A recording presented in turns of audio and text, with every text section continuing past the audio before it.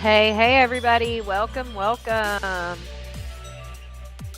this music off. How's everybody doing? I hope you guys have had a great start to your week. Happy Tuesday. I have had a long day, long day, long day. Um, yes, we are updating the D4 David story. We sure are. But you guys know how we always start this out. We have to play our game, even if we're not that great at it. As you guys know, always, true crime is a trigger warning. Some are worse than others, depending on the person. I may think stories about children are worse, others may be triggered by other things, but just want to give a kind of a blanket trigger warning. True crime, I feel, always has some type of trigger warning. Um, Colette, there's always something interesting I feel like in the autopsy. It's just whether I can share it or not. That's all. um, I did share a story. It went good. I mean, best as can be expected. Um, I did share a story out of Horry County about a woman who ran over herself. Yeah, it's been a lot today for sure. It is raining here, Kimberly. It is. So let's get into it with our game here. And then we'll get into some more, and we'll get into the true crime stuff after this. If you're over on Facebook, make sure you make your way over here. All you have to do is scroll out of the live that you're in. Um, Okay, Colette. Scroll out of the live that you're in. Go all the way up on the page. Click the link, and come on over and join us. But until then, let's play a few games. Yeah, I'm gonna Layla. I'm gonna show the one that I shared on my page, and we'll talk about it a little bit. Um, yeah. So let's do this first. I don't know if she just had one of those facials or if that's like road rash on her face. I'm not sure. You know what I'm talking about? Those, well, you can have like micro needling and things like that, but they do a facial that makes your face look like a, what the heck's it called? They have a couple different ones. But that may be a chemical peel or something. I'm not sure. Hey, everybody coming in, make sure you guys hit that thumbs up. I greatly appreciate it. Yay, all you have to do is change your decorations to Christmas theme. I kept my tree up and just changed decorations for each holiday that we have. It's been interesting. Oh, that's cool. A lot of accidents tonight, I'm sure. I'm sure there is. Um, talk to you on the other bus. Only rules here are no spoiler alerts. So if I start talking about a story and you know the updates to the story or you know what's going on, please don't spoil it for other people. Also, no malarkey. We don't talk about malarkey here. It is a malarkey free zone. It is only true crime. Malarkey will I will be on after this for malarkey so we can get it all out. But we have the alleged criminals 1, 2, 3, 4, and 5, and their alleged crimes: Kokiana sales, red rum, possession of child corn, battery, and disorderly conduct. So how it works is you say, well, I think number one is Kokiana sales. Or I think number two is possession of child corn, which, in my opinion, I feel like maybe three is the possession of the child corn. But let me not let vampire facial. It maybe, but kind of looks like a chemical peel. But I don't know. Maybe it could just be her skin. That looks painful. I mean, pain. The reason I say it looks like a some type of like facial or something is because of how perfect her eyes are. Like it looks like her eyes were covered up with something. One is disorderly. Okay, we'll try that one. One is disorderly. What else we got? Yeah, put up your tree whenever you feel like it. If you want to put up your tree in friggin' October, put the tree up. Life's too short to worry about what somebody's going to think if you put up the damn tree. Like who cares? It's a Christmas tree. It's not hurting anyone. It's your house. If you want to have a Christmas tree up for, August, September, October, November, and December, that's up to you. It's okay. You pay the bills. Or whoever pays somebody pays the damn bills, and it isn't anybody on the internet.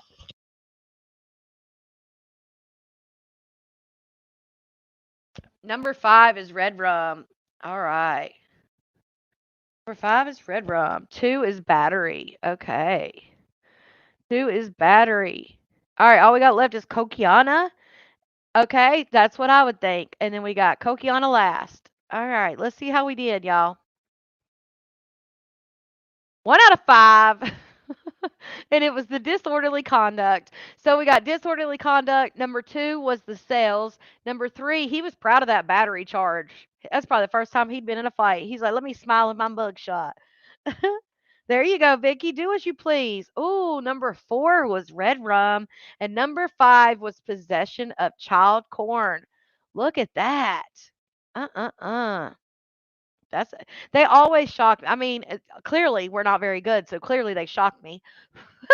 But they some of them really do shock me. I'm like, "Oh, I'd have never guessed that." Um, which I think is what most crime stuff. I mean, a lot of times people do not think that their person or their family members not capable of doing such a thing, you know? And then it comes out, well, there's lots of evidence that they definitely did that thing. So, all right, here we go.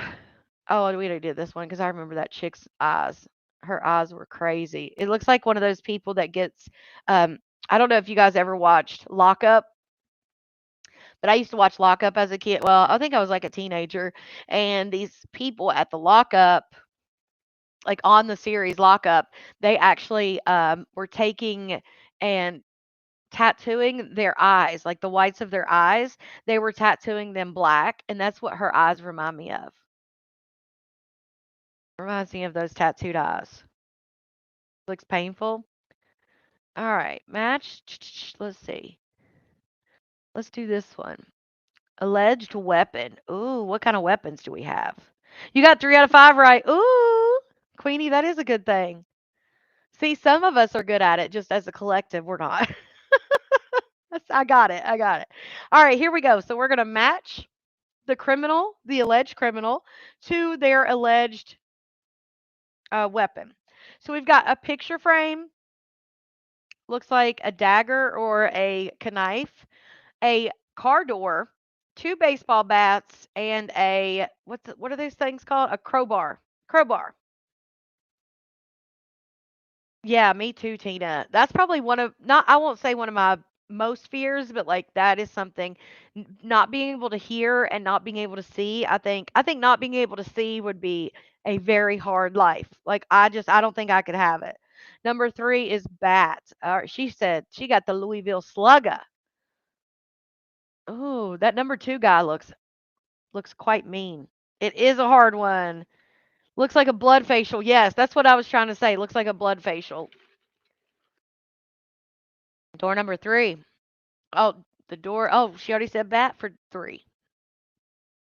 You think she did know the door though? Oh, 2 people said oh, 4 is the frame. Okay. I don't know how you use a frame. I guess you smash it over their head. If I had to choose, I want to see. Yeah, same. 2 is the crowbar. That's what I was thinking. He looks quite mean. All right, we got car door and a dagger. Oh, you think frame is number 5? 4 is the frame. We got that one.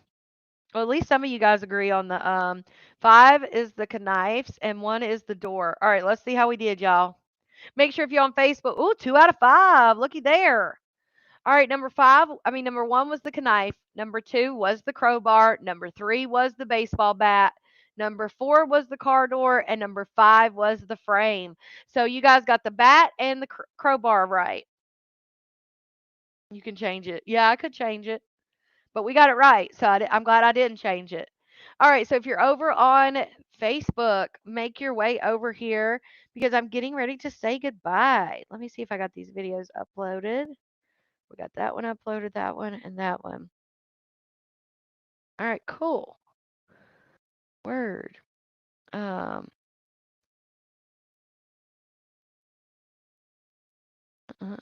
okay. Let me go to this story. Um,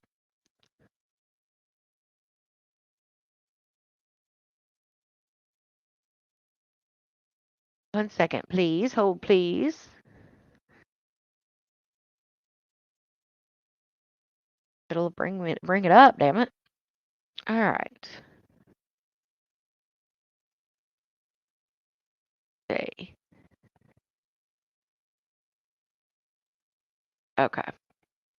Facebook, I am going to have to say goodbye to you. Yes, please hit that like button. And if you're watching this on the replay, hashtag replay, bye Facebook. Also, if you see any of the videos on replay, including lives on the replay or videos on the replay, and it gives you a chance to hype it up, please hype it up. I greatly appreciate it.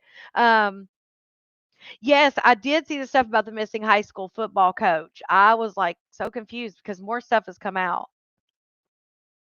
Who used to say, "Please hold"? That was, Wiggiana. Wiggiana used to say, "Please hold," or "Hold, please." I can't remember which one it was, but that's who used to say that. Alright. So this case here, I'll just say, was a case I was familiar with. Let's put it that way. This was a case I am familiar with. Myrtle Beach woman dies after being run over by her own car while fixing the transmission. This happened here in Horry County. As you can see, it was in Conway. Let's see here. It says a 35-year-old Myrtle Beach woman died after she was run over by her own car while attempting to fix the transmission, the Horry County Coroner's Office said Tuesday. Erica Richardson was found on Sunday underneath her vehicle, which appeared to have slipped into gear while she was fixing the transmission. The incident happened at the intersection of Carolina Road and Converse Drive in Conway.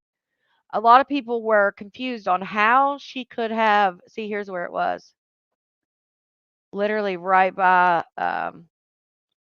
the college. Um, People were very confused on how this could even happen. How do you run over yourself with your own car? But it appears after investigations and autopsy, they have ruled that she was under the car trying to fix the car, and somehow the car slipped into drive or reverse or whatever. Now, what I was thinking, and I asked a few people about this, I guess there is a way, depending on the car, obviously, but there is a way that you can manually put a car in gear, I guess, under the car. Um, okay, hold on. That's a different story. I guess there's a way that you can, it was a mother and daughter. I'm not sure what you're talking about, Layla. When my brothers work on cars, yeah. Oh no, November. Sorry. She didn't have the parking brake set or something. But I was talking to someone and they said, depending on the car, there is a way, especially if she was trying to work on the transmission, there's a way that you can manually move, I guess, manually put your car in different gears from underneath the car. So some people that were familiar with mechanics said that it's very possible that she was up there trying to figure out what was going on with her transmission, and while she was under it, she put it in gear. Linkage to shifter. Thank you. Thank you. No, Kimberly, I don't think so. It was automatic. Um, but if you get under there, there's a way, like Barbara said, the linkage to the shifter. You can, which so basically she put it in. In my opinion, I think that she accidentally, without realizing what she was doing, being underneath the car, trying to figure out what was going on with transmission. I think she accidentally may have put it into drive or reverse or whatever it was. Um, yes, that's what it was. Wild. That's what I think because they said, right, Valerie. Um, exactly. We did have mutual. Me and Erica did have mutual friends, and yeah, it's just a sad, very sad story. But that's what I'm thinking because they said they thought the car accidentally shifted or may have shifted into gear or whatever. I'm thinking she just didn't maybe know what piece she was touching, or I don't know, but I think she did it on accident, obviously. Uh. But that is definitely a case that, again, that I'm familiar with. Yes, prayers for her family. Um, Definitely prayers for her family, and I don't know. I don't think she had children, not that I've heard of. But she was a 35-year-old woman. All right, so let's get into these next ones here. So what kind of true crime? I see you guys talking about different true crime cases in your area that have been going on. Oh, let me go back to this Facebook because I wanted to show this. Also, a story that we talked about that I had posted about on my Facebook, a truly sad, heartbreaking story. And we talk about it a lot here on True Crime. We talk a lot about domestic violence, and we've talked about the fact that sadly, even if you're with someone for years of abuse, sadly, the most dangerous time for domestic violence is when you're trying to leave. And that's just it's awful, but it's the truth. Um, and that was no different in this case. Let me show you guys. Oh, thank you, FBI. Okay, so this is two little boys, 7-year-old and 7-month old. Um, 7-year-old Rin, and then August is 7-month old. This case I posted on my Facebook page, and this is a post from the grandmother. The mother of these two boys begged for her life to be taken after her ex snuck in their home while she was packing to leave and did the unthinkable. Now, the grandmother to these two children posted and said, "I watched my grandson take his first breath 7 years ago, and I watched him take his last breath last night, while my daughter Raven Broski comforted him and told him that he could let go, his beautiful blue eyes and mile long eyelashes peeking through his bloody face.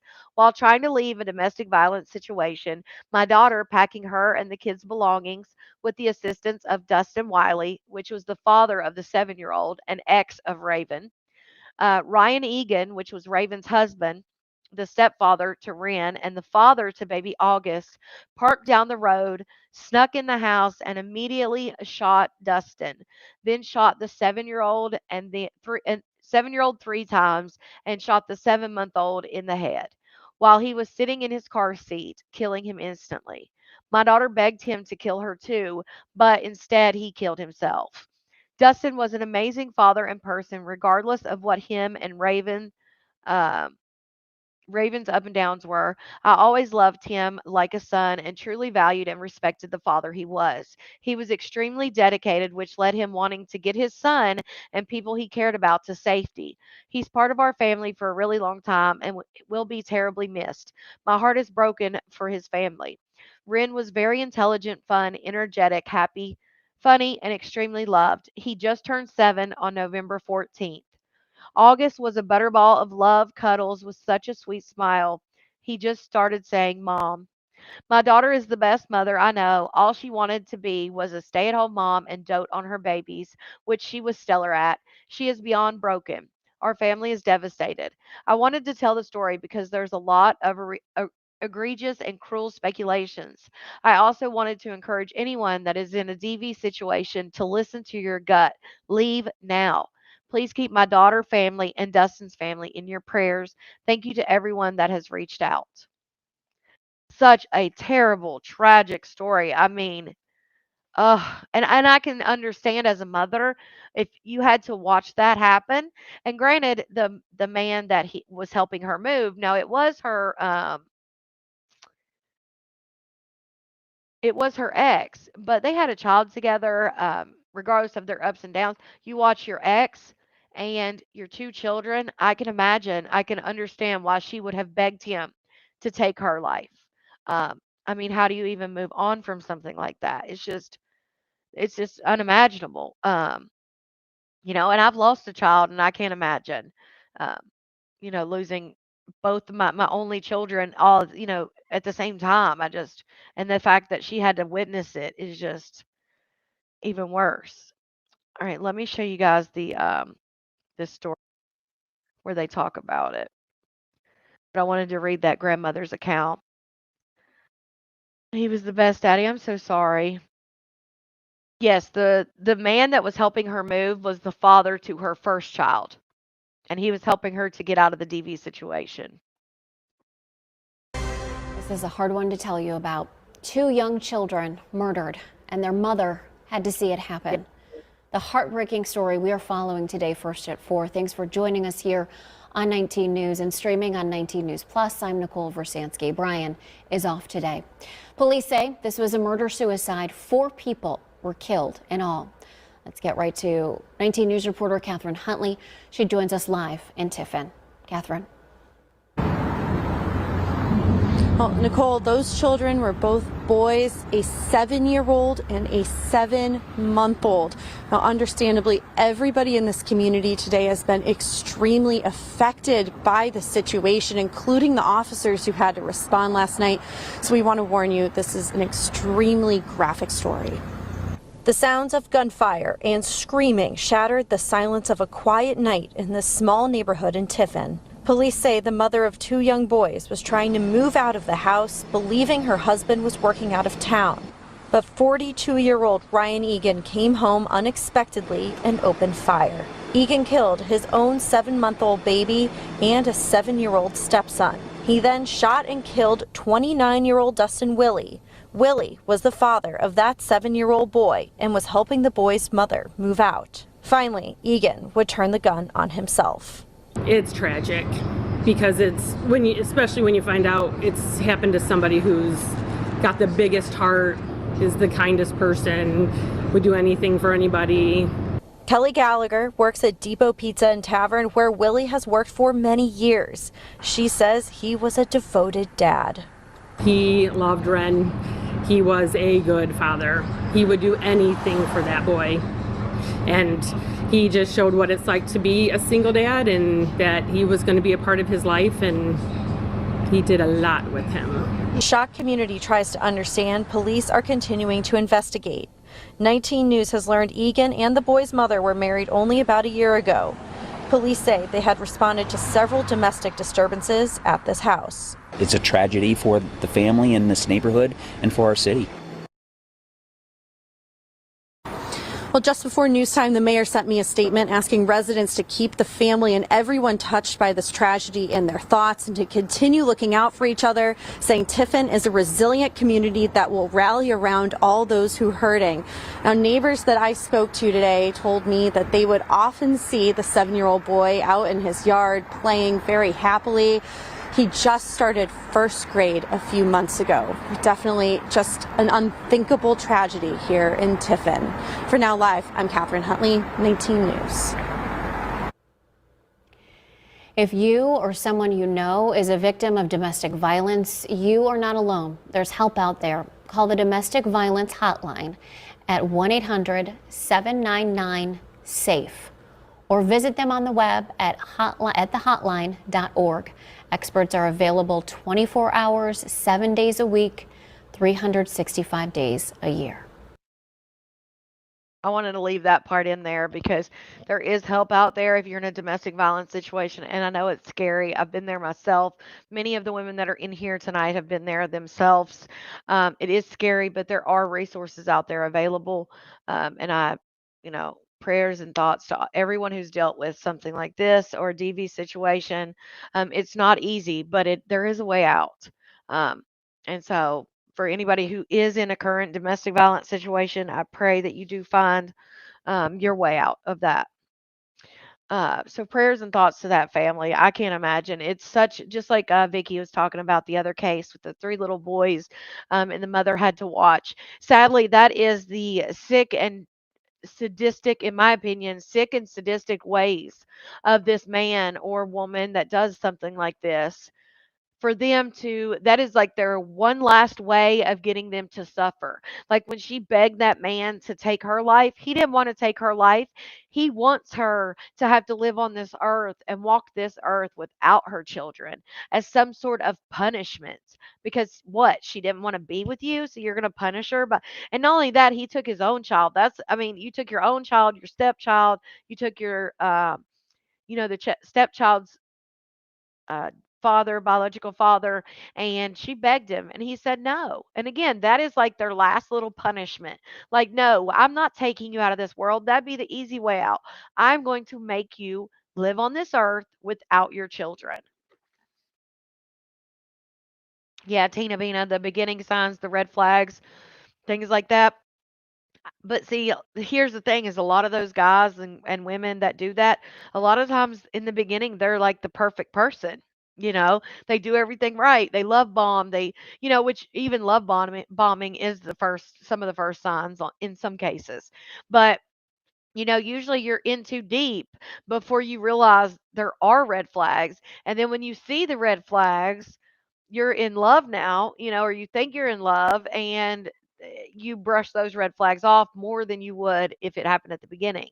Now, granted, some cases that it happens from the jump and they just ignore it.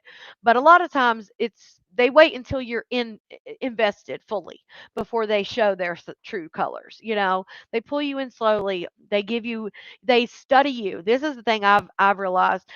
They study you and they study what you want in life and how you wanted partners to be. They'll ask you about your past relationships so that they can get a feeling of like what you felt you didn't get in that relationship, what you wanted. And then what they do is they just fake everything. They give you exactly what you want. They tell you exactly what you want to hear. They act like their dreams are your dreams, and just all the things, and they study your weaknesses, and over time that gives them a basically how to abuse you, as sad as it is.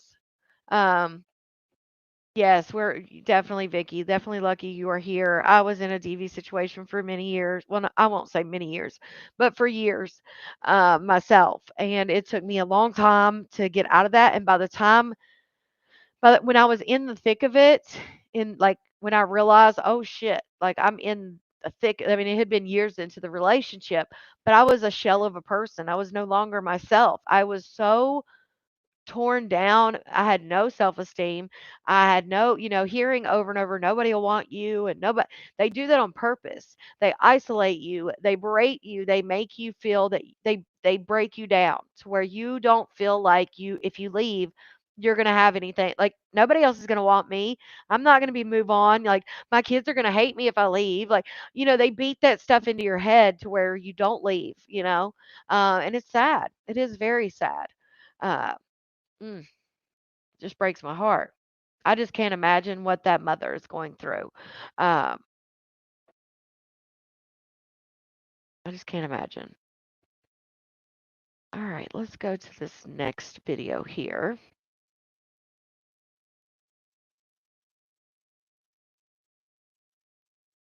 Okay, so there has been an update in the cruise. The 18-year-old girl, the 18-year-old girl who was red rum on the cruise. We know she was on the cruise with her family. They have come out with a cause of death and some more updates. Also, I did want to share. So, remember how we talked about the stepmother had put into the courts that she wanted to basically where she doesn't have to testify, and I kept saying I don't understand. Yeah, Bella, it's hard. I kept saying I don't understand how she's putting in these motions not to testify if there's no court, if nobody's been arrested. Come to find out, she is going through a divorce hearing. And so she's putting in these motions at her divorce hearing. So that's where that came in, because we talked about the fact that the stepmother in the cruise case, because we have heard that this 18, if you're not familiar with the case, an 18-year-old girl who was on a cruise with her grandparents, her paternal grandparents, her dad, her stepmother, and her step siblings, came up unalived. She was found under a mattress in her cabin on the cruise. She was covered up with blankets and life jackets, and she was sharing a cabin with her brother and stepbrother. And so we are finding out little bits and pieces of this case as we go. But she was found that way. And before we even knew, at least for me, before I even knew that the step sibling was a person of interest or a suspect, we had news came out that the mother had put in a motion for her not to have to testify if something came about or a court case came about the girl on the cruise. And I thought, how the hell is she doing this? There was no nobody's been arrested. Like, what is she putting motions in for? So that's what it is. She's putting in motions for her in her divorce hearing, and she's basically asking for like a gag order on herself. It's just really, it's giving super weird vibes. Also, the grandparents make a statement in this next clip I'm going to show you, and the grandmother says that he was fighting demons. It's wild. Madams, I have not seen anything where the dad came out and has talked about anything. The only people that I've seen come out is the mother. The mother of she says that she didn't even find out that her daughter had passed away until she saw it online. That none of that the her ex didn't call her, the grandparents didn't call her. She said she literally learned of her daughter's passing from online. And then we've heard from the grandparents, which is what I'm about to show you right here, and also some updates. News only on 9. We have learned from ABC News that teen's death is now being called a homicide. That is the death of a person at the hands of another person. Good evening. I'm Greg Warmith. I'm Martha Sigalski. We have a copy of that death certificate that was shared by the family of the victim. The document says 18-year-old Anna Kepner was asphyxiated on November 6 while aboard the Carnival Horizon. Channel 9's Valerie Boy live on this breaking story with the latest information. And Valerie, so far, no one is charged in her death. That's right. Anna's death has been ruled a homicide, and today her grandparents talked about what happened the night she died. Anna Kepner's death is now ruled a homicide. The death certificate says she died by mechanical asphyxia by another person. It happens when a force or object keeps a person from breathing. I just screamed. I couldn't stop screaming. Barbara and Jeffrey Kepner were on board the 7-day cruise in the Caribbean with their son, his wife, and their grandchildren, enjoying time as a family. Anna staying with her brother and stepbrother in a stateroom seen here. Barbara talks about the last time she saw Anna. She said, "Mima, I love you guys. I'll see you later." Barbara and Jeffrey Kepner were on board the 7-day cruise in the Caribbean with their son, his wife, I don't and their think so, grandchildren, Julie. Not the best. enjoying time as a family. But still. Anna staying with her brother and stepbrother in a stateroom seen here. Do you remember the last time that you Same, saw Dawn. Anna? We had dinner. Anna wasn't feeling well. She just said, "Mima, I think I'm going to go back to my room for a little bit." And she must have felt better because she got dressed up and she came down. We were playing in the casino. She didn't win anything, and she said, "Mima, I love you guys. I'll see you later." And we never saw her again after that. The next morning, an announcement over the ship's broadcast system changed everything. They called for a medical alert team to go to a stateroom. And when they said the number, I recognized the number immediately. The room steward that was going in to clean the room is the one that found her. She was found concealed under the bed. I was told that she pulled back the mattress and found Anna. What did the FBI say was the official cause of death? The FBI contacted my son and family and told us our cause of death was asphyxiation.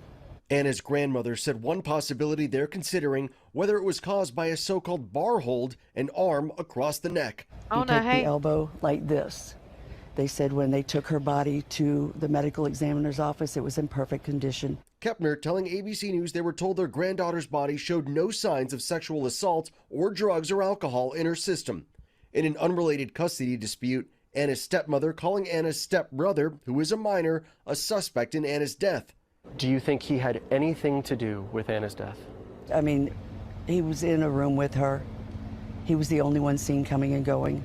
So I can't accuse him because I don't know what happened in that room. But the summation would be that he did something. Oh, wow, And Tammy. has he said anything to you about what happened? I heard him, in his own words, say he does not remember what happened. Anna's grandmother says she sat in on a portion of the stepbrother's interview with the FBI. He was an emotional mess.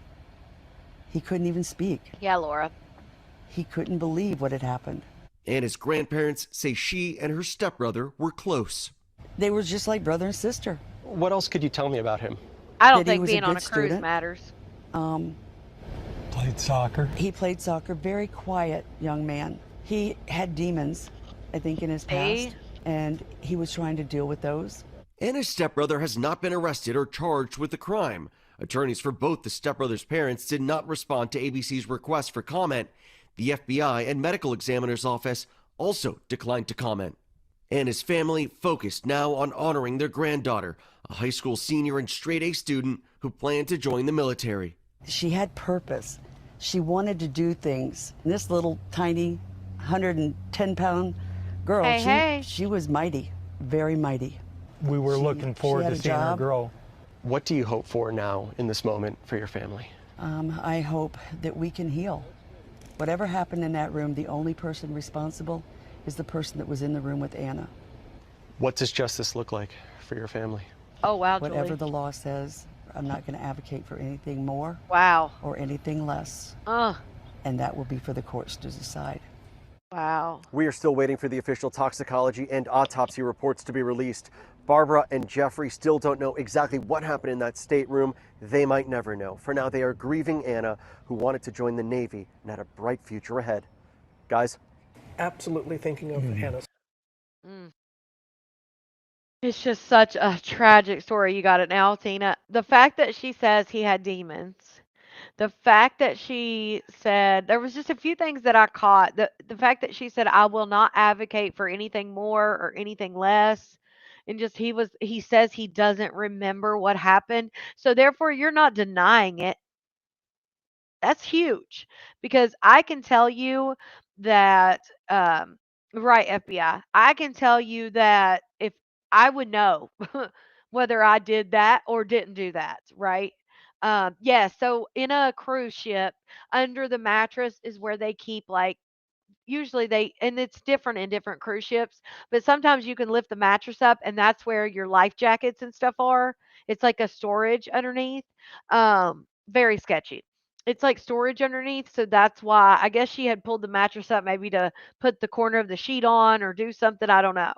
But there are cameras everywhere, and that's why she said he's the only one seen coming and going. Also, there are key cards. So every time, so each person has a key card. Now, obviously, I don't know. So some ships you have your key card on your wristband, so it's every time you swipe to go in or out, it records it as you.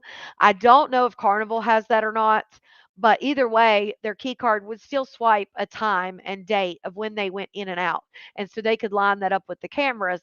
And as the grandmother is saying, he's the only one seen coming and going out of that room. So I mean, I would assume this is a pretty open and shut case. However, he's still not been arrested. So what happened? Um, so the remains go to because they were wherever they docked, the remains go to the coroner's office. And the coroner's office is who does the autopsy. Um, they actually wait until the boat comes back to shore. And so when the boat came back to shore and docked in, I think it was Florida. I know they have a key card, but I don't think they have the wristband, Lily. The wristband would be like it would show the person. Like my wristband would show Connie came into the stateroom at 10:05 p.m. Things like that. But I don't think the key cards are individualized like that. Um, yes, they keep the body on board. They probably have like they probably have some type of morgue on site. It probably only has maybe one or two slots, but they basically look like a deep freeze, except it's got slots in it for metal trays, and that's where you would keep them on the metal tray. Um, so it looks like just like a lot of them look like just stand up deep freezes. You wouldn't even be able to tell what it was unless you knew what it was. You would think it was just another freezer. But again, it's all different. It depends on the cruise. But so they kept her on the cruise obviously until they came back to shore, and then I think it was Broward County. Is that where it was that they docked? But yeah, so when they docked, they have them obviously they have the medical examiners picking up the body. You can see that on the footage. So yeah, they already had the funeral, and they said that the mother had to sneak in. But as Tammy said, the mother was 15 and the dad was 23 when she got pregnant with Anna. And then his second wife was also 15 when she got pregnant by him. And he was like 28 or 29. So basically, he's what is it? EDF? He's an EDF file as well. Sad but true.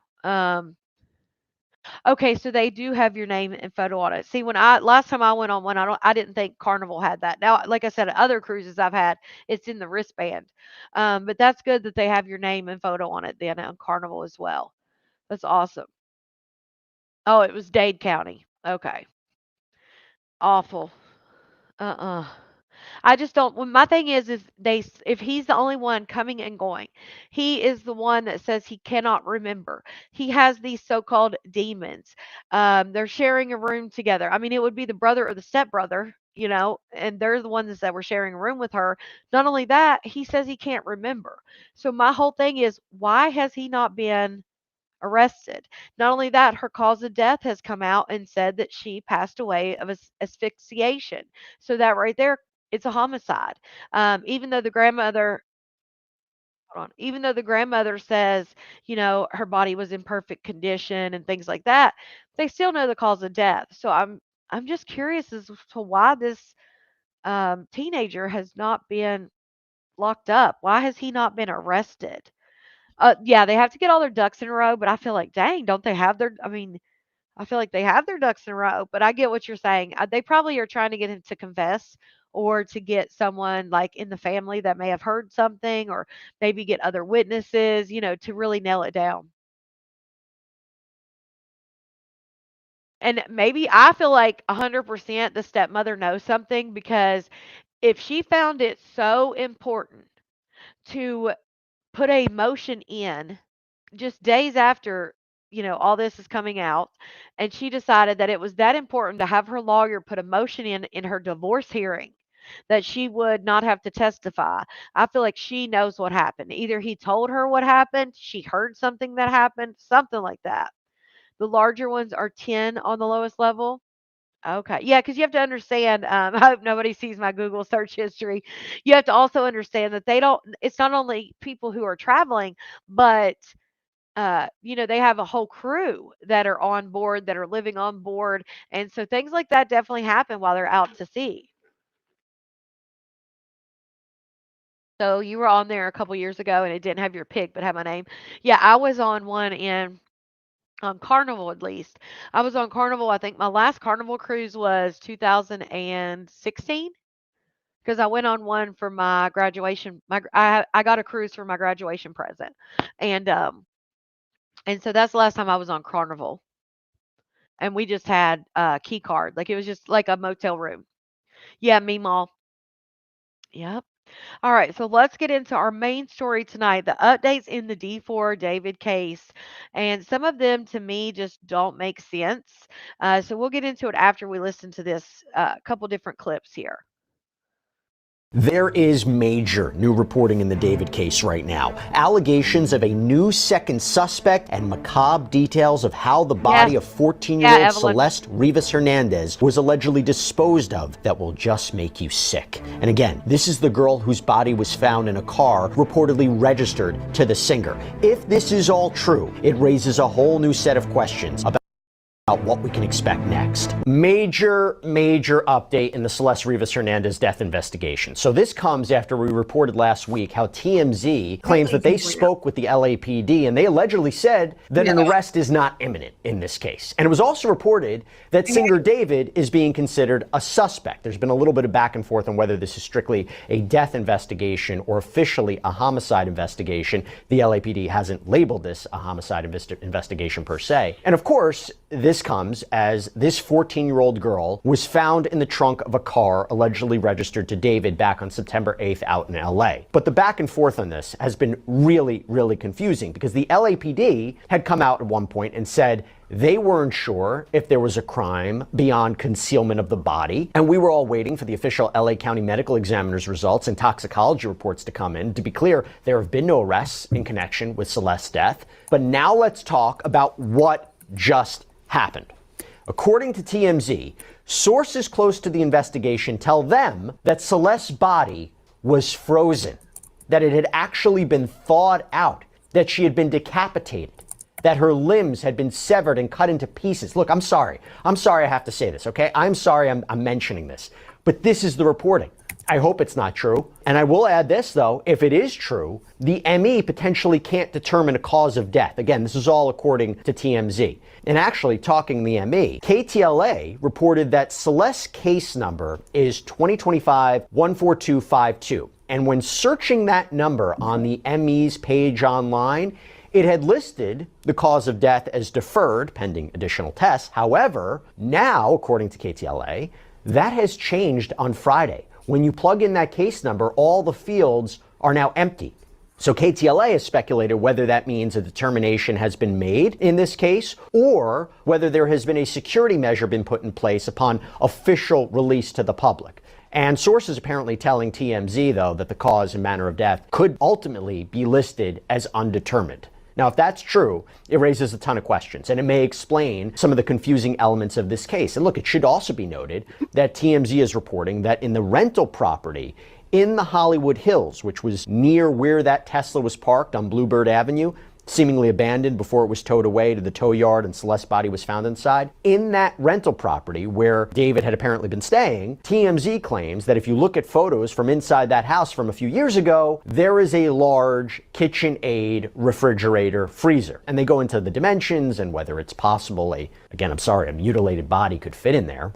By the way, a search warrant was executed on that property and reportedly items were seized. But to be clear, this is all speculative, okay? This is all speculative. We're trying to put in the dots here. And you have to wonder, if this reporting is true, that body was found in a hot car, right? It was reported that that Tesla had been there for weeks, even having been ticketed. So where was the body stored? When was it transferred? And I also have to mention this. TMZ had previously reported, and now is really talking about this, that police may be looking into an alleged trip that David had made to a remote area of Santa Barbara County in the middle of the night months ago in the spring. Spent a couple hours there, apparently. This is a new allegation. TMZ's Harvey Levin saying on his Two Angry Men podcast that he believes, quote, that Santa Barbara trip is the key to this case. Now, a police source told People magazine that while LAPD haven't been able to pinpoint exactly when Celeste died, quote, springtime is the closest we've come to determining the time of her death, not before then. Again, this is unidentified source, no independent verification of that, particularly from the LAPD. Before I go any further, before I go into the next development, let me just say this real quick. Whether this is true or not about what happened to Celeste, this must be incredibly painful for Celeste's family to even hear this theory, to hear this reporting. And I don't want that to get lost in all of this. Yes, there's a large community who is following and invested in what happened to this girl. And while we can speculate and theorize and try to provide more information to law enforcement, let's never forget we are talking about the loss of such a young life under very disturbing circumstances.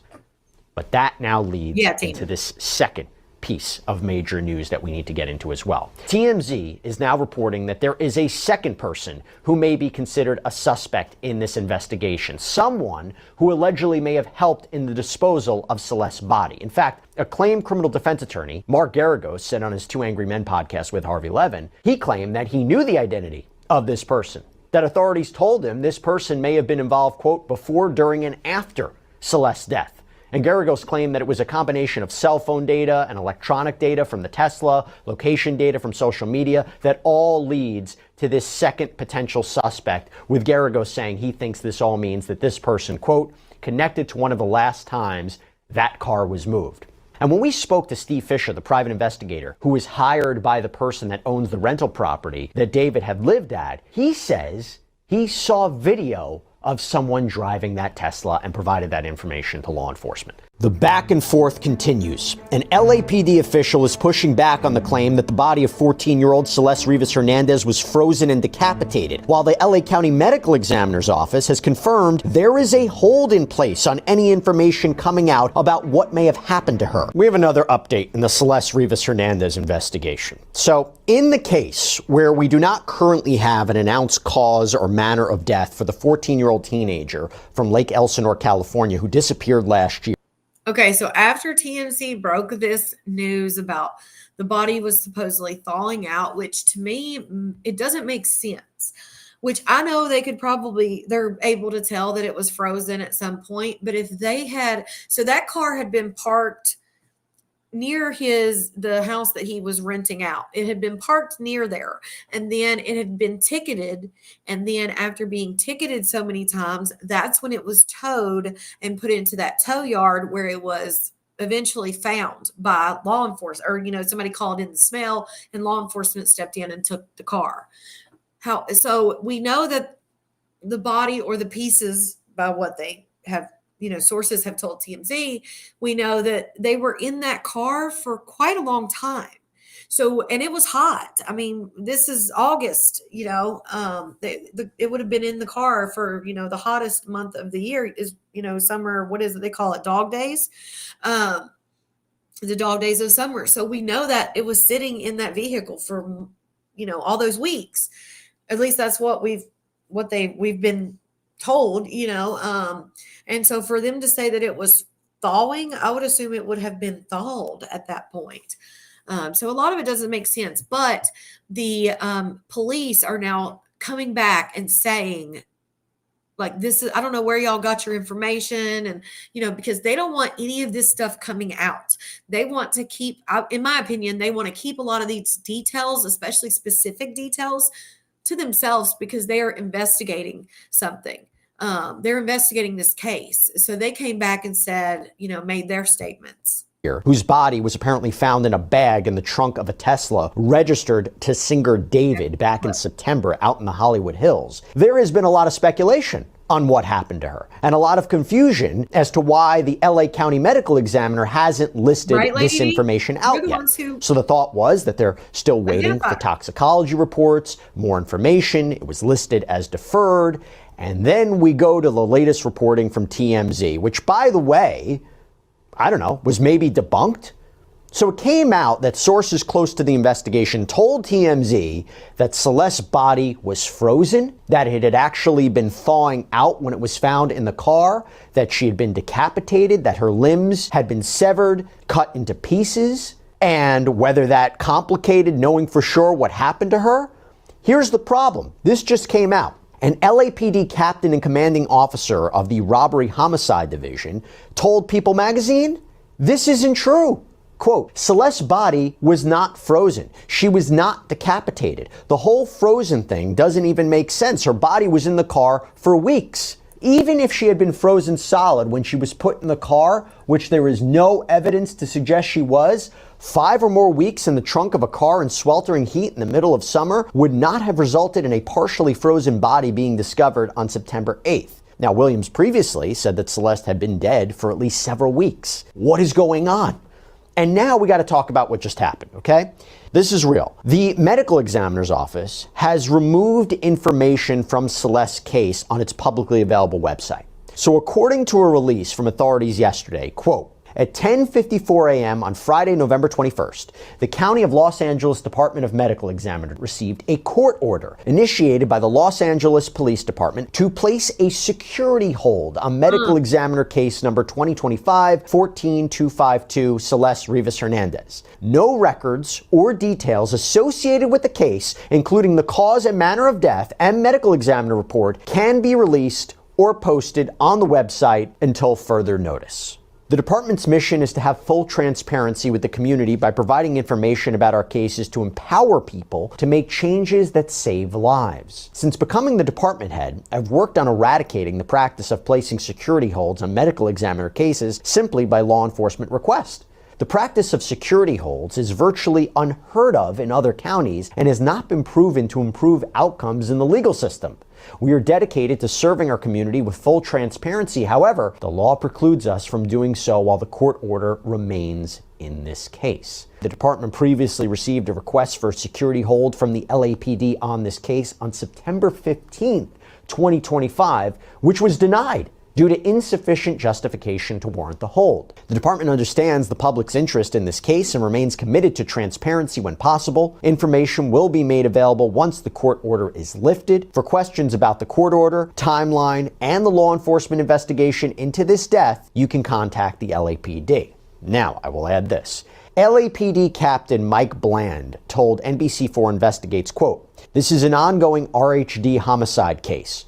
Robbery Homicide Division. And the purpose of the court order is to ensure the LAPD receives information on this case from the medical examiner's office before the public does. Now, by the way, Steve Fisher, who we've had on this program before, the private investigator who was hired by the owner of that rental property that David was reportedly staying at, which was near where this abandoned Tesla with Celeste's body inside where it was found and where it was towed. Again, someone we've had on this show numerous times to talk about his investigation. He wrote this on X, quote, "I appreciate the commitment to transparency by the LA County Medical Examiner's Office. They previously denied an LAPD request for a security hold on the case. Now, LAPD obtained a court order sealing the case.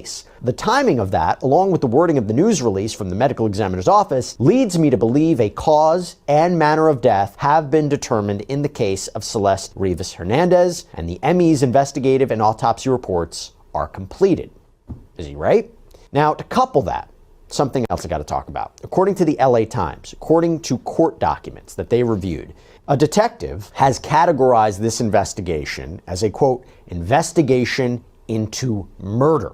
Now, that is very significant because the LAPD previously indicated that there might not be a crime beyond concealment of a body. So this was paperwork in support of not releasing the ME's findings, which I just mentioned. And you had LAPD Detective Joshua Byers, who said in a declaration that was filed that release of these autopsy findings could taint or jeopardize this apparent murder investigation. Quote, "will reveal or tend to reveal the ongoing investigation and the integrity of the investigation, as well as the identity of witnesses and or informants who are cooperating with law enforcement and the content of the information they have provided, which could endanger the lives of witnesses and or compromise the investigation." And Los Angeles Superior Court Judge Craig Richmond granted the LAPD's request with respect to not releasing the ME's information. And by the way, last week, LAPD Deputy Chief Alan Hamilton, who oversees the department's detective operations, said, quote, "accountability is coming. Our RHD detectives have been working and not waiting for that decision by the medical examiner. They are going to get justice for Celeste Rivas.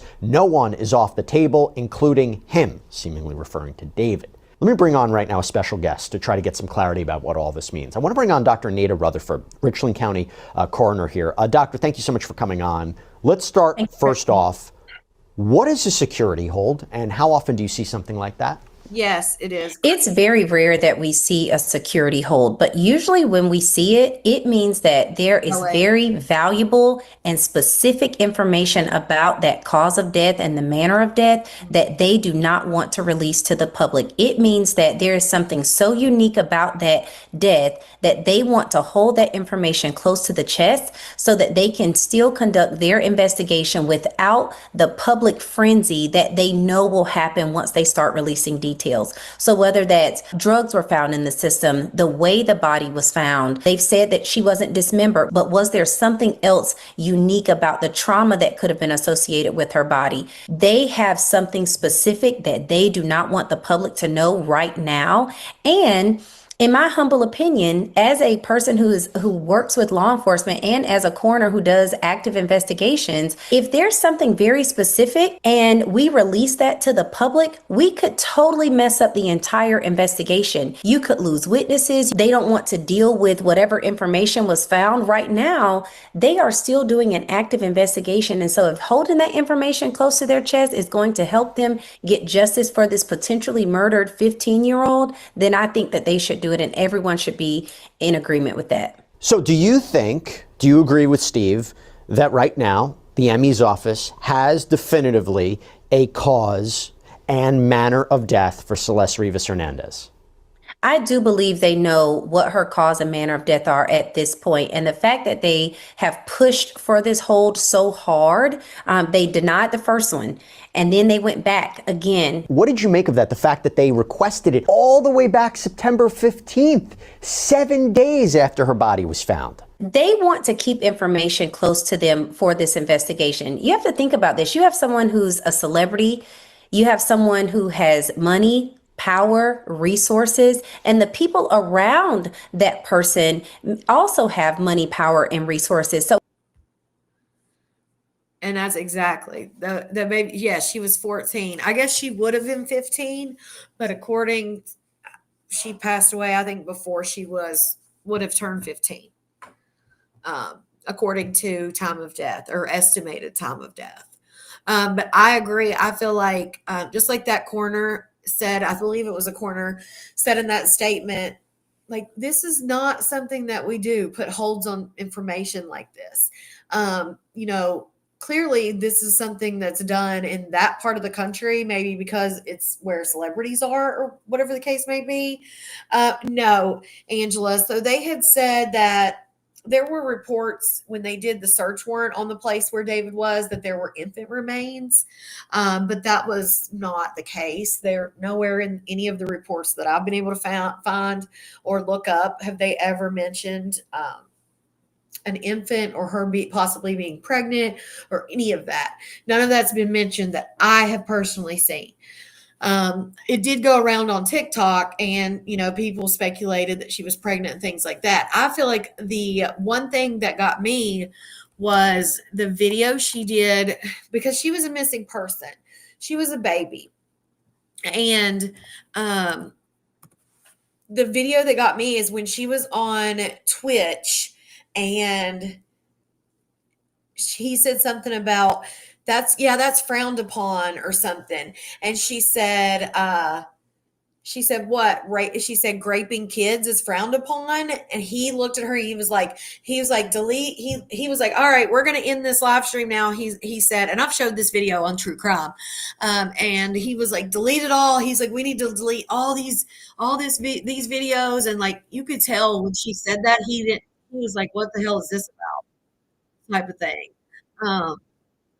I did want to show you guys what TMZ had to say about it, because the police definitely called them out on their reporting. The captain of the LAPD called him out on it. Let me see if I can get my headphones back on. They were dying, and my headphones, they sound so much better when I use them. Let's see. They're going to come on. Hold on.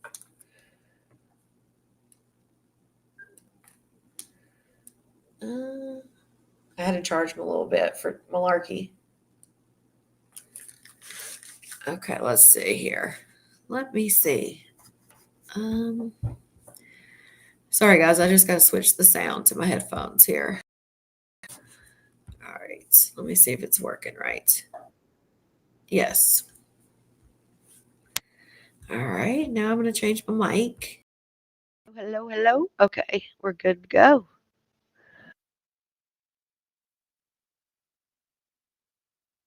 All right. Okay, so I just wanted to show you guys what TMZ had to say about it. Disputing part of a story that Harvey looks rough in this video. we broke over the weekend. A story about David, the singer David, and the body that was found in his Tesla. Steve-Mob, that's that such body a sad of case. Celeste Rivas. And the part of our story that we broke over the weekend was that Look at him. that the remains of Celeste were partially What the frozen hell? when they were found in the Tesla. This was back in early September, first week in September, No, it was never when validated. they discovered this when David's car had been towed to an LA tow yard. Well, the LAPD captain is saying It looks like he's been going through it and hasn't had any damn sleep. Probably because LAPD fired back on what they reported over the weekend. And it looks like he's not slept since. He's probably been going through it. that the body was not frozen. Yes, he does.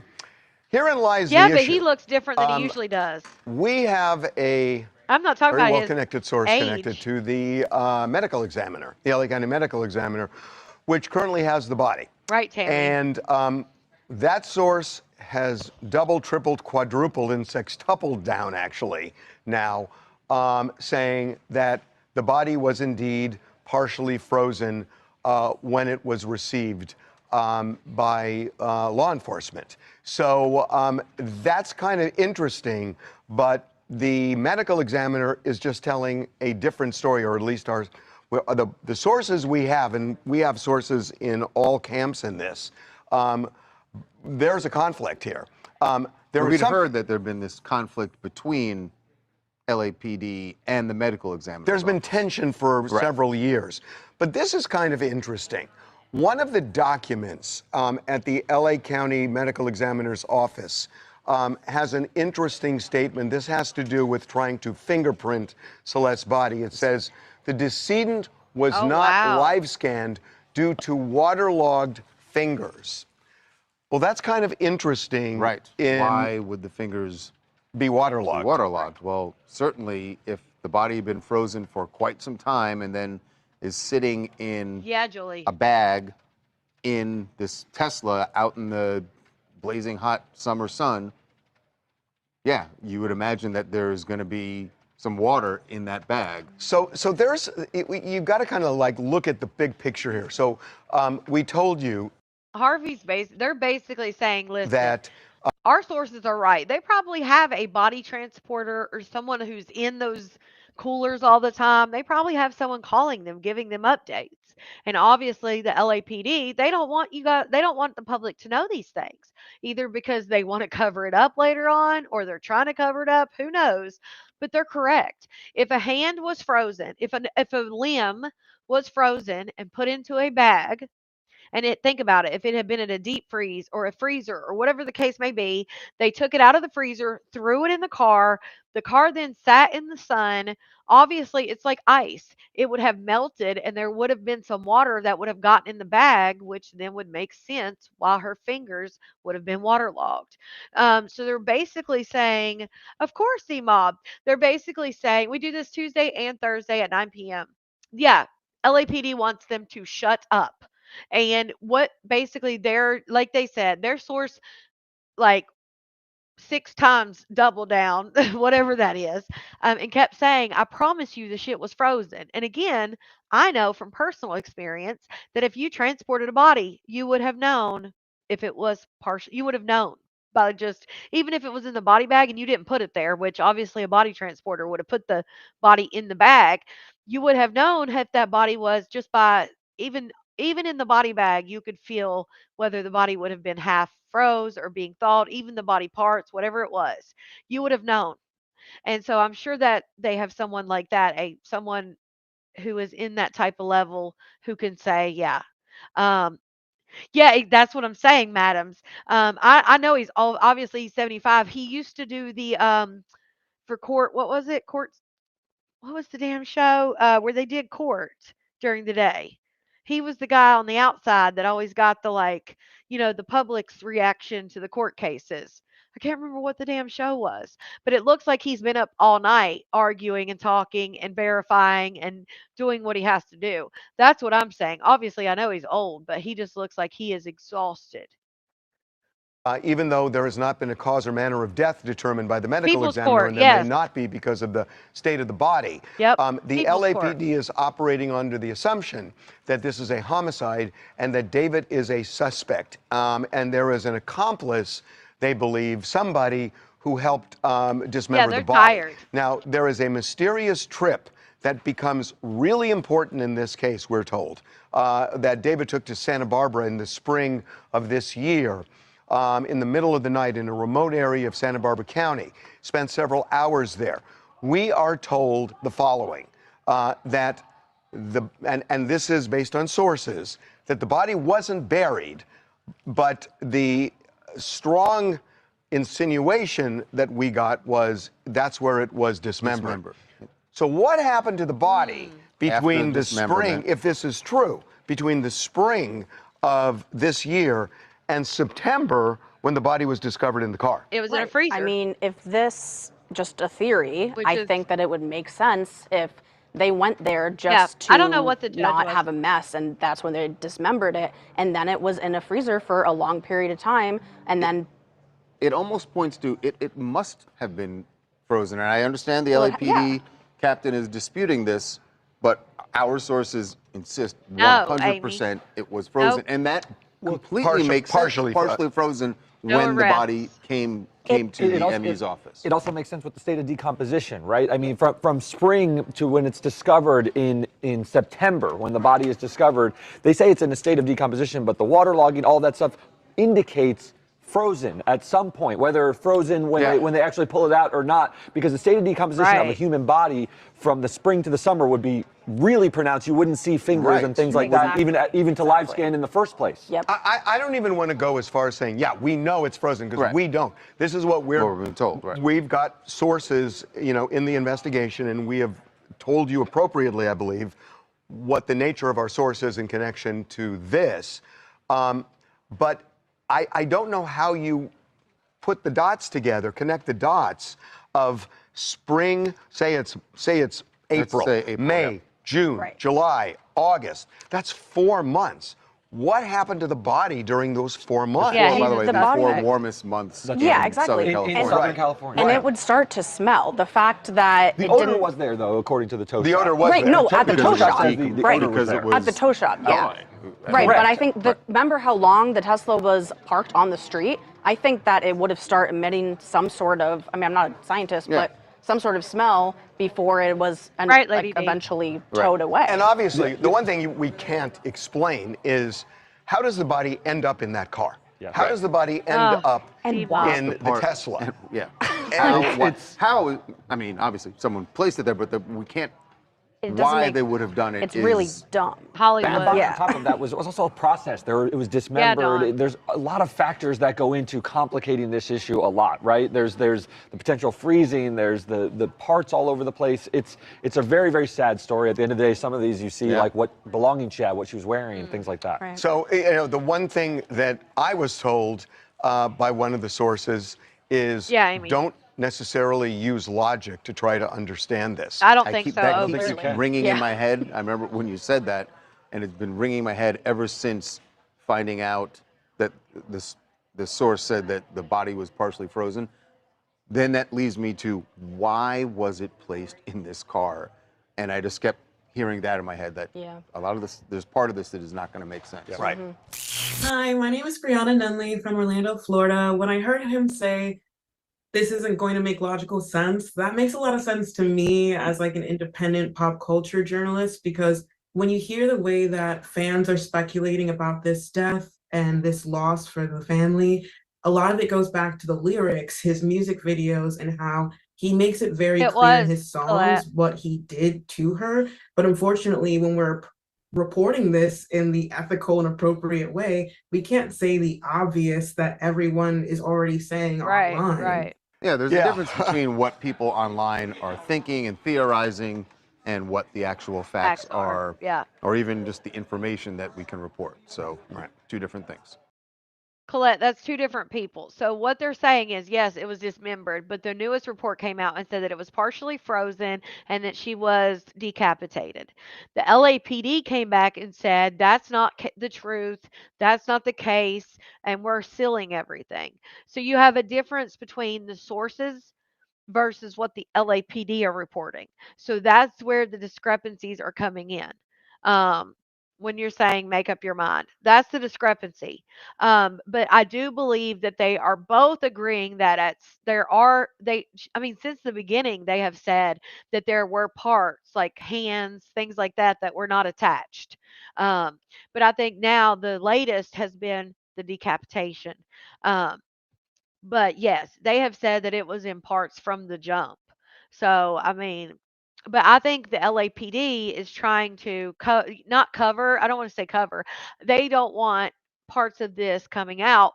And for even if they were doing everything by the book, I can understand why they may not want parts of it to come out, because if, you know, they have the person that's responsible or people that are responsible and they start telling the story and they start telling things that the public doesn't know, then they will be able to say, okay, well, they must really know what the hell they're talking about because we never released that information. Those kind of things. But this case is the fact that she was a missing person since 2024, but she was very much, I mean, he was writing music about her. She was on live streams with him. Anybody, in my opinion, that would have been close to him or would have been in his circle would have known she was there. And so there's so many questions in this case. Like, how was he, first of all, how was he not just arrested for the fact that she's underage? We know that she was a missing person. We know she was in his, obviously she was with him. Like, why is he not getting charged for that? I don't know if it's because they don't want they want to do everything at once. Maybe they want to make sure they have a strong case, obviously. But I'm just wondering if there isn't more to this than we are even thinking or of course obviously seeing. But like Pat said, there's a lot of stuff that goes on in those circles, in my opinion, at least, and from what we've heard from several people.